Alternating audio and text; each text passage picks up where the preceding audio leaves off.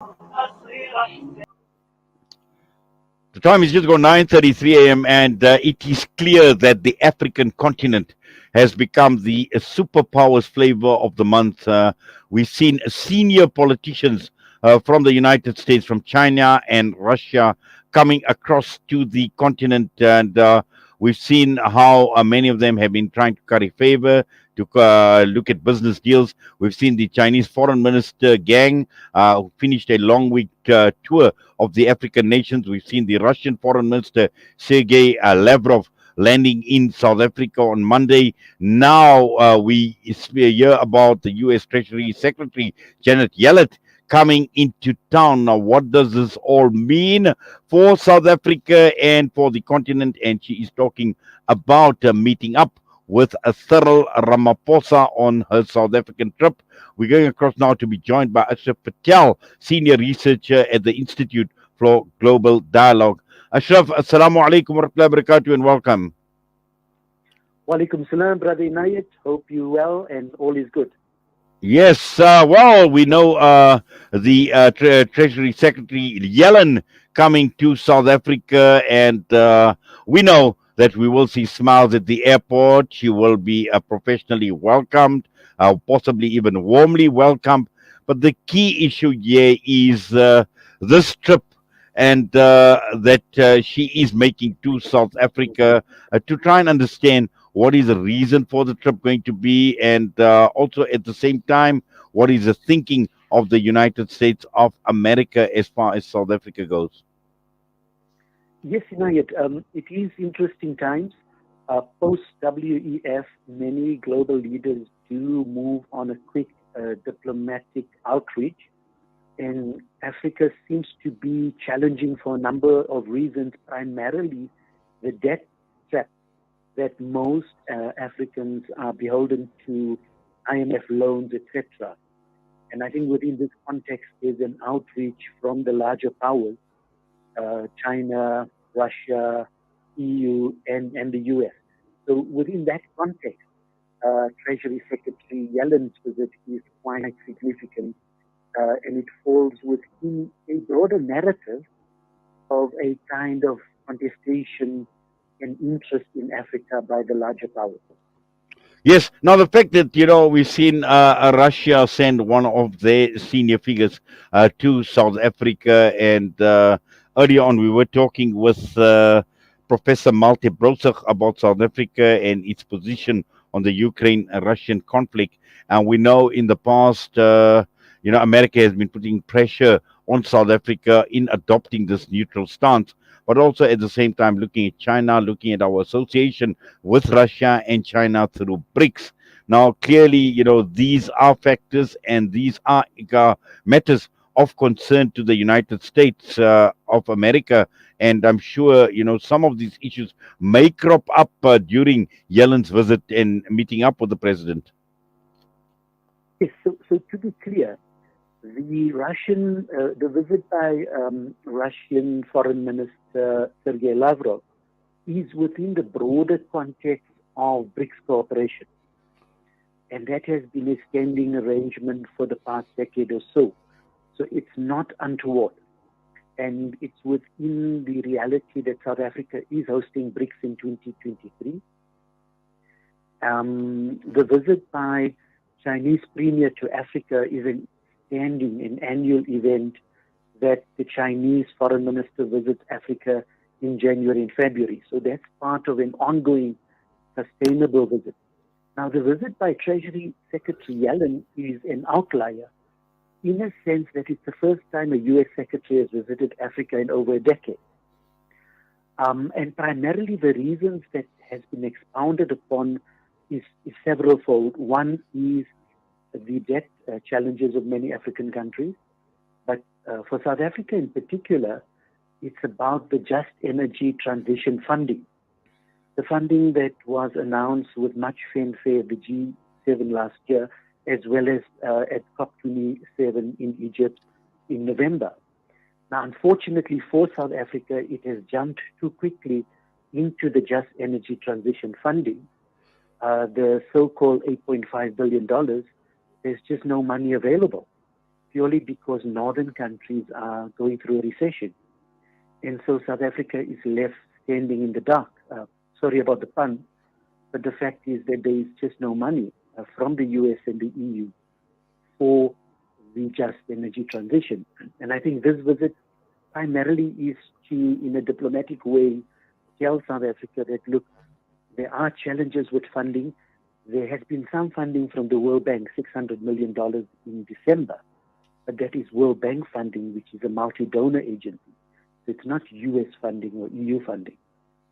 So this is the conundrum, I think, that they would have to discuss today, yesterday and today with our Treasury official.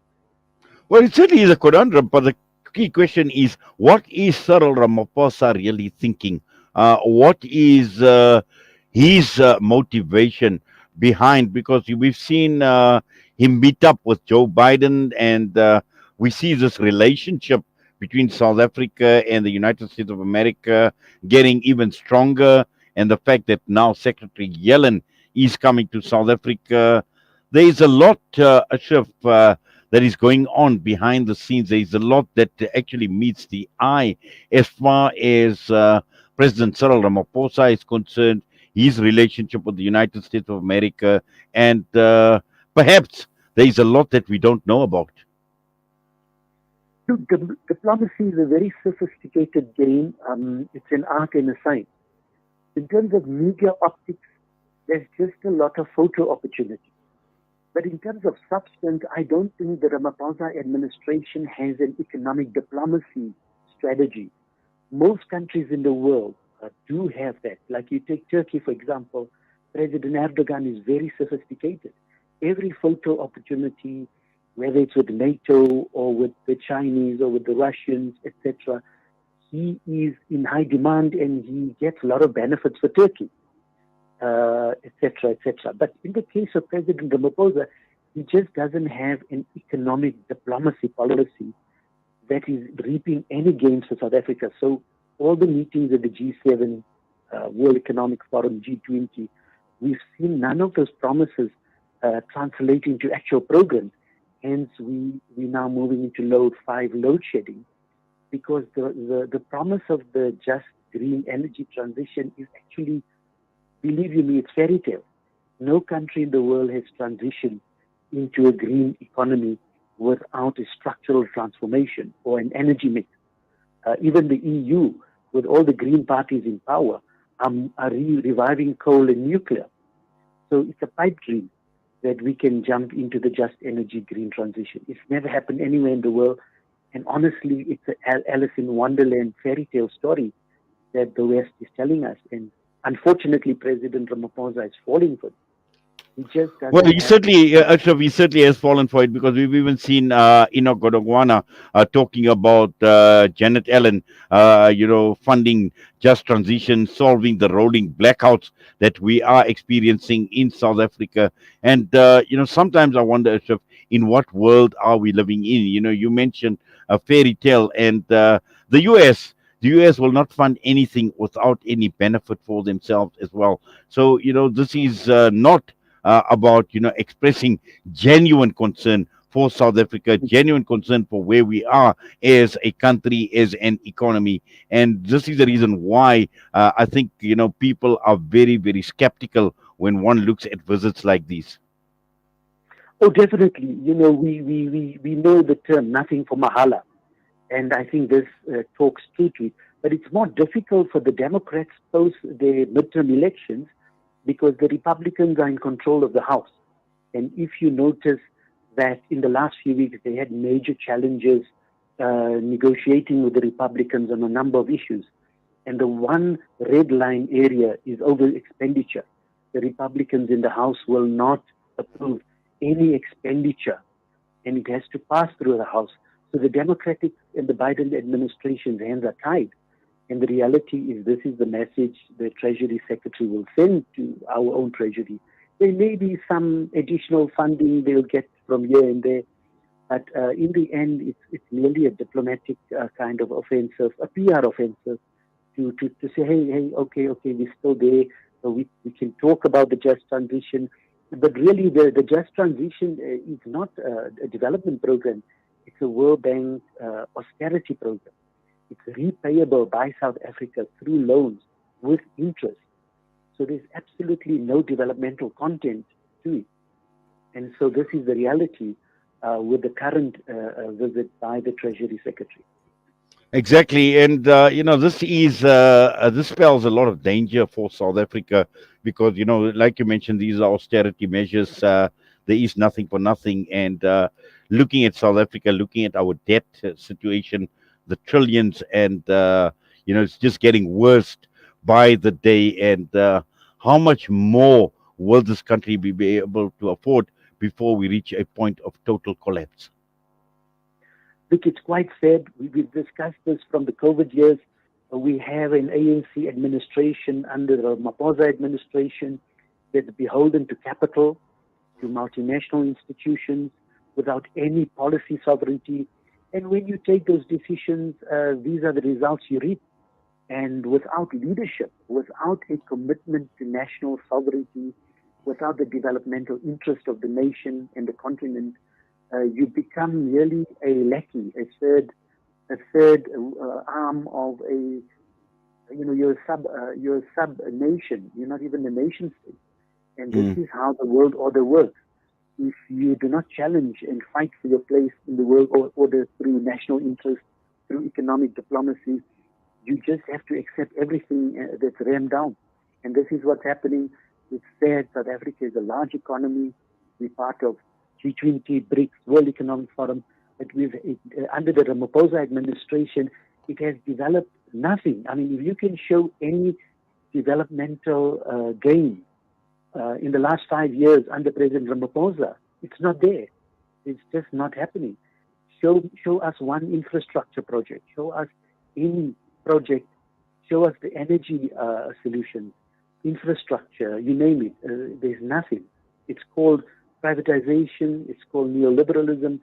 And this is the agenda of those in power today.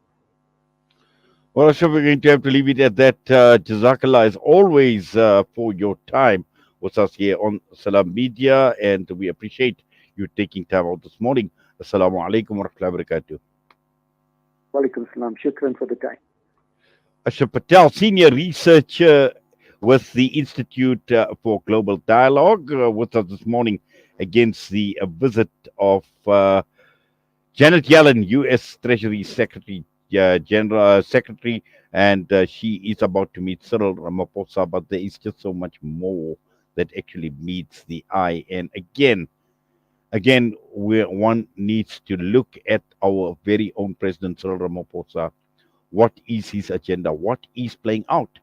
And he was unanimously elected to lead the country, to lead the ANC at the recent electoral conference, and a second term of office. But looking at his report card, looking at his track record in the last 5 years and going ahead, can this country afford Cyril Ramaphosa as the president of the country? That is a question we are asking. The time is just gone 9:46, and when we come back, we will be talking with Defend Our Democracy, a public rally that is going to take place in Cape Town.